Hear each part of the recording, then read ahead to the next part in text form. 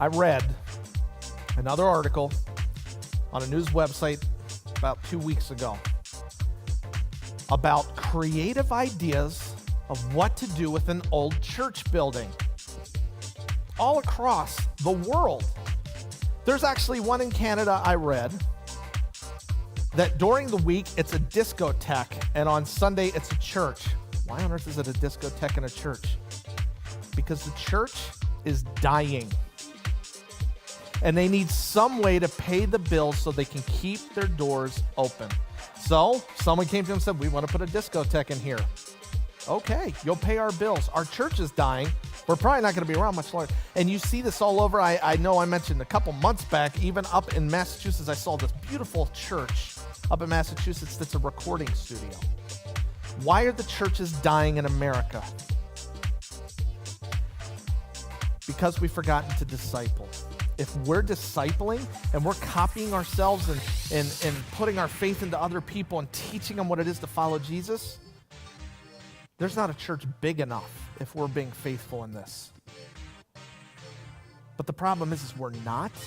We're saying, well, that's for the pastor because he's got a degree. No, it's for all of us. And it's simple. It just requires living it out in front of people and doing life with them and being with them like Jesus was. Too many churches have for sale signs in front of them. Too many churches are dying. And it's all a result of no discipleship and people stepping up to the call of what we're called to do.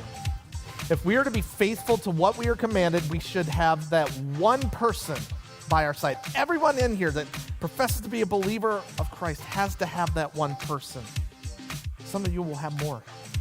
If we're to be faithful with what we're commanded, we're to be living out our faith in front of them. Yes, even when we struggle, they need to see that. We need to live our faith out. If we're to be faithful with what we are commanded, we're intentional with our time with them. We don't just get together with them to hang out. We know we've got to keep our mind thinking about, is there something I can teach them?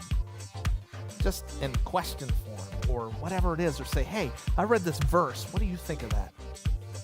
It's not as hard as we've made it.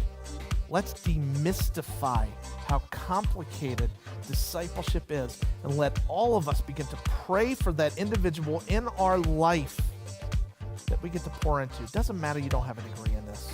It does not matter.